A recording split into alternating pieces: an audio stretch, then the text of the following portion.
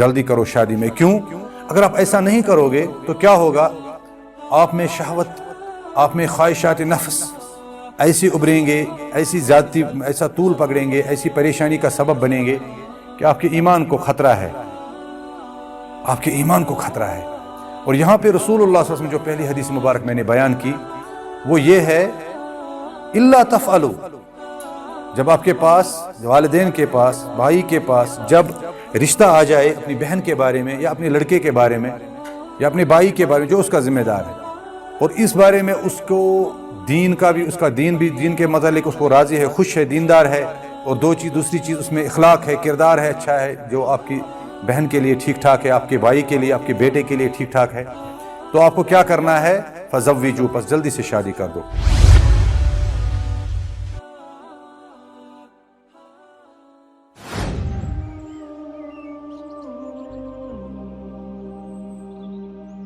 السلام علیکم ورحمۃ اللہ وبرکاتہ. ان الحمد للہ والصلاة والسلام علی خیر خلق اللہ وعلی آلہ واصحابہ ومن ولا ومن تبعہم بإحسان الی یوم الدین وبعد.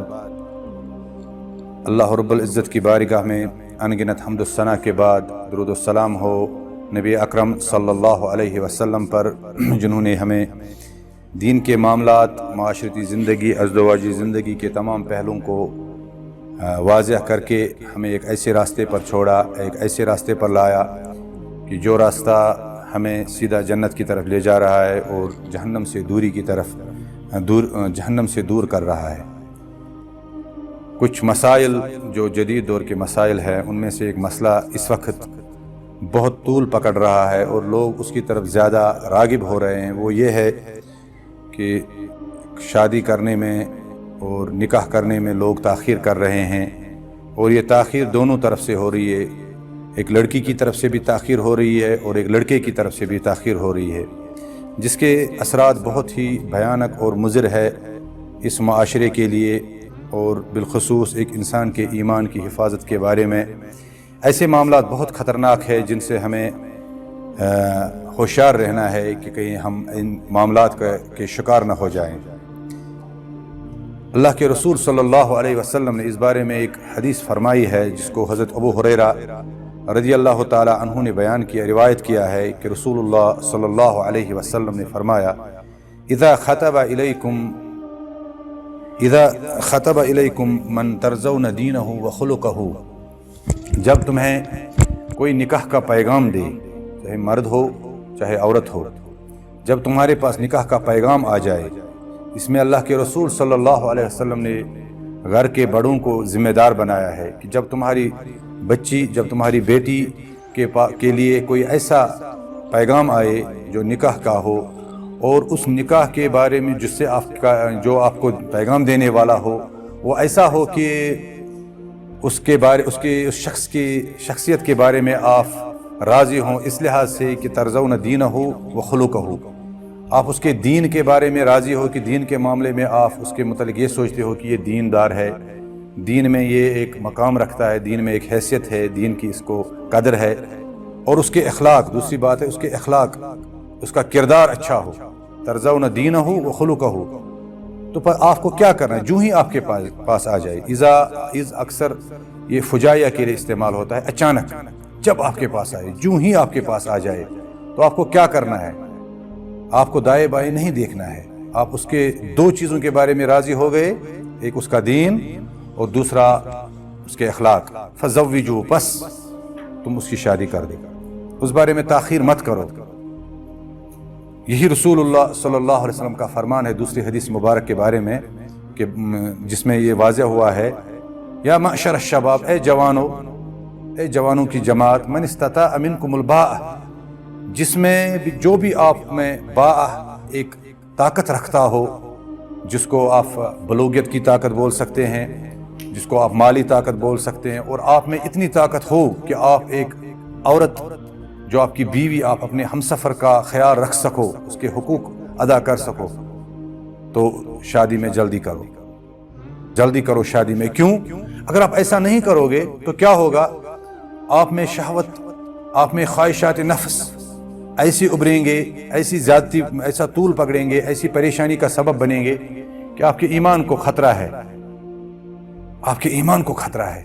اور یہاں پہ رسول اللہ صلی اللہ علیہ وسلم جو پہلی حدیث مبارک میں نے بیان کی وہ یہ ہے، الا تفعلوا، جب آپ کے پاس والدین کے پاس، بھائی کے پاس جب رشتہ آ جائے اپنی بہن کے بارے میں یا اپنے لڑکے کے بارے میں یا اپنے بھائی کے بارے میں جو اس کا ذمہ دار ہے، اور اس بارے میں اس کو دین کا بھی، اس کا دین کے متعلق اس کو راضی ہے، خوش ہے، دیندار ہے، اور دوسری چیز اس میں اخلاق ہے، کردار ہے، اچھا ہے، جو آپ کی بہن کے لیے ٹھیک ٹھاک ہے، آپ کے بھائی کے لیے، آپ کے بیٹے کے لیے ٹھیک ٹھاک ہے، تو آپ کو کیا کرنا ہے؟ فزوجوا، پس جلدی سے شادی کر دو۔ کیوں؟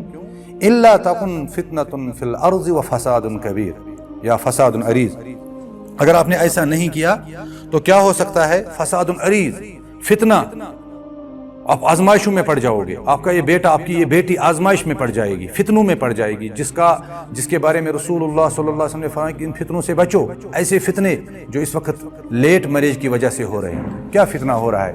سب سے بڑا فتنہ جو نبی رحمۃ اللہ علیہ وسلم نے بیان کیا کہ فتنوں، آزمائش اور فساد عریض، اور بہت ایسا پھیلنے والا فساد، ایسی برائی جو عام ہو جائے گی جس کا آپ کو احساس بھی نہیں ہوگا کہ یہ کتنی پھیلے گی، یہ ایک جگہ نہیں رہے گی۔ ہم آئے دن دیکھتے ہیں، خبروں میں سنتے ہیں، سوشل میڈیا پہ دیکھتے ہیں، فلانی جگہ ایسا ہوا، فلانی جگہ ایسا ہوا، لڑکے اور لڑکیاں فرسٹریشن کی شکار ہو رہی ہے۔ یہ فتنہ نہیں ہے، یہ فساد نہیں، یہ خرابی نہیں ہے۔ ہم راستوں میں چھوٹے چھوٹے بچوں کو دیکھتے ہیں، کوڑے کرکٹ میں بچے گرے ہوئے ہیں، کسی نے ایسے ہی بچے کو چھوڑ دیا ہے، اس نے بدکاری کی ہے، اب اس کا بچہ کسی کوڑا کرکٹ میں پڑا ہے، جو ایک انسان جو ایک عظیم ہے۔ کیا آپ اس چیز سے محروم نہیں ہو رہے کہ اس بچے کو عزت مل جائے، یہ عزت والا بچہ ہو جائے؟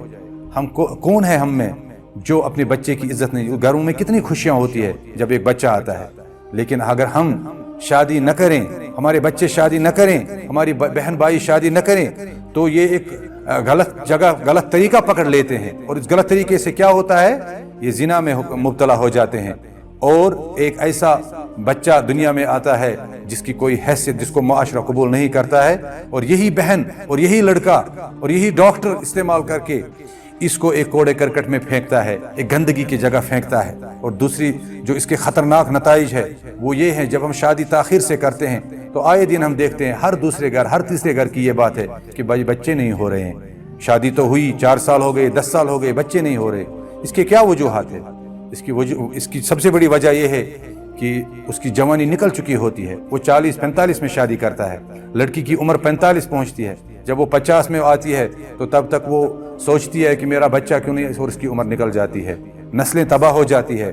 ہمارا ہر ایک کو شوق ہے کہ وہ اپنے نسل کو دیکھے، وہ دنیا میں چاہتا ہے کہ میرا نام باقی رہے۔ کیسے رہے گا؟ جب اس کے بچے ہوں گے۔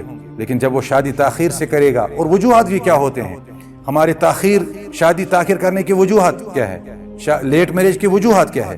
اس کی سب سے بڑی وجہ ہے کہ مال، ہم مال سمجھتے ہیں کہ ہم نہیں، پہلے ہمیں نوکری کرنی ہے۔ یہ ہم نے ایک بہت جو لوگ نوکری نہیں کرتے، کیا وہ کھاتے نہیں ہیں؟ کیا ان کے بچے پڑھتے نہیں ہیں؟ کیا وہ زندہ نہیں رہتے؟ نبی رحمت صلی اللہ علیہ وسلم کے سامنے ایسے اشخاص، نبی رحمت صلی اللہ علیہ وسلم نے ایسے لوگوں کی بھی شادی کی ہے جن کے پاس ایک لوہے کا ٹکڑا بھی نہیں تھا۔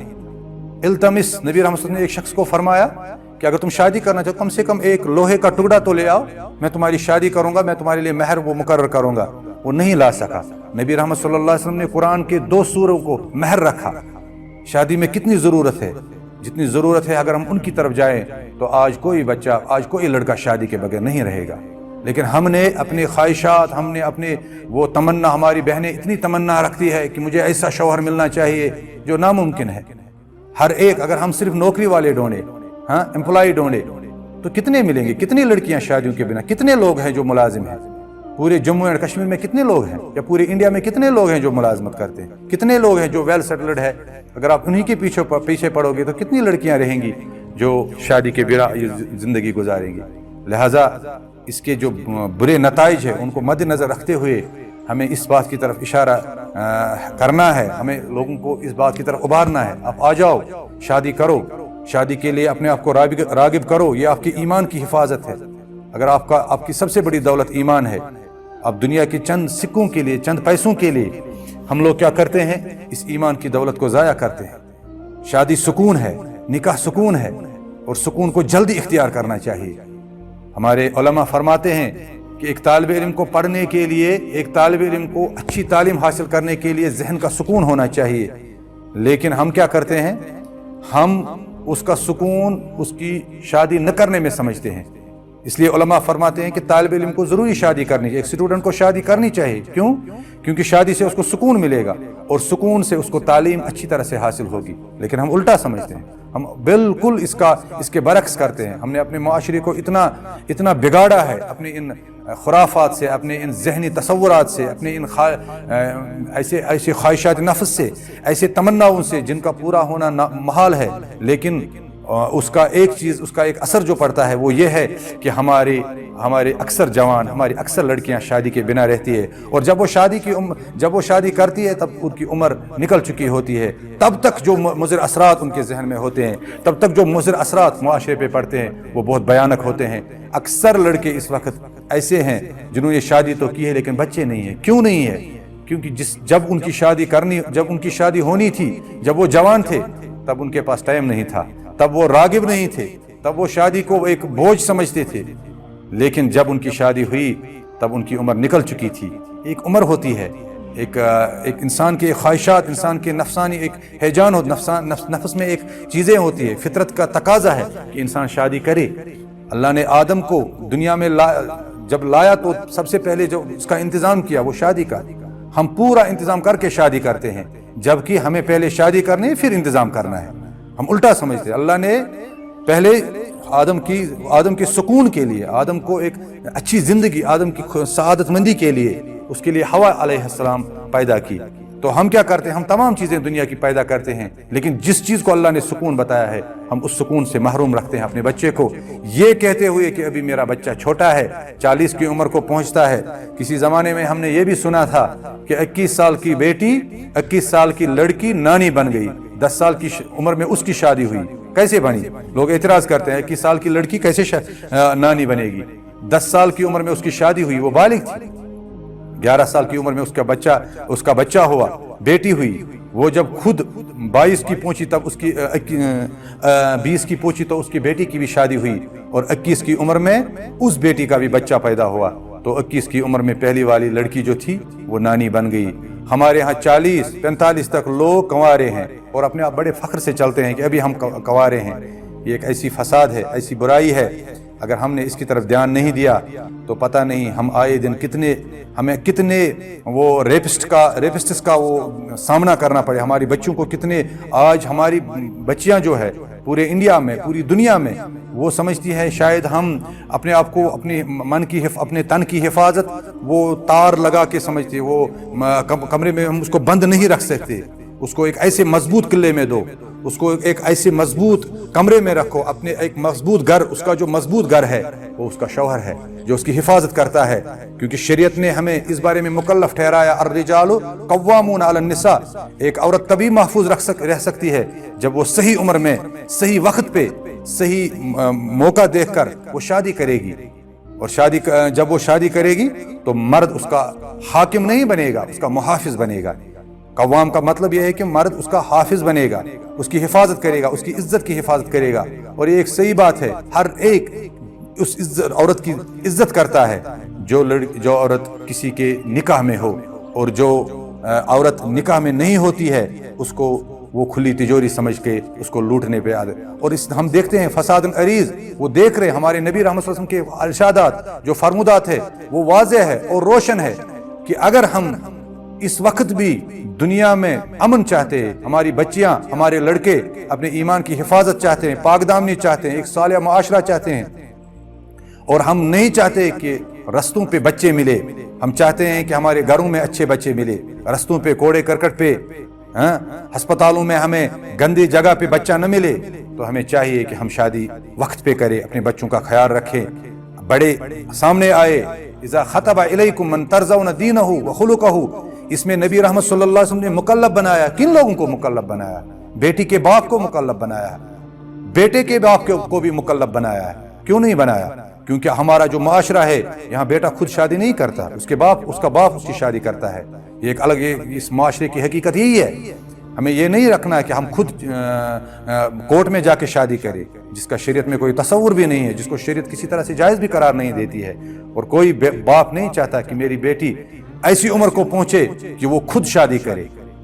ہمیں آگے آنا ہے، ہمارے بڑوں کو، ہمارے ذمہ داروں کو، ہمارے علماء کو اس بارے میں لوگوں کو رہنمائی کرنی چاہیے کہ شادی کیا ہے اور شادی کے فوائد کیا ہے، اور لیٹ میرج اور جو ہم شادی تاخیر سے کرتے ہیں اس کے کتنے برے نقصانات ہیں۔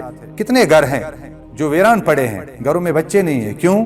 بیٹا 50 سال کی عمر میں شادی کر رہا ہے، اب کون سا بچہ اس کی زندگی میں آئے گا؟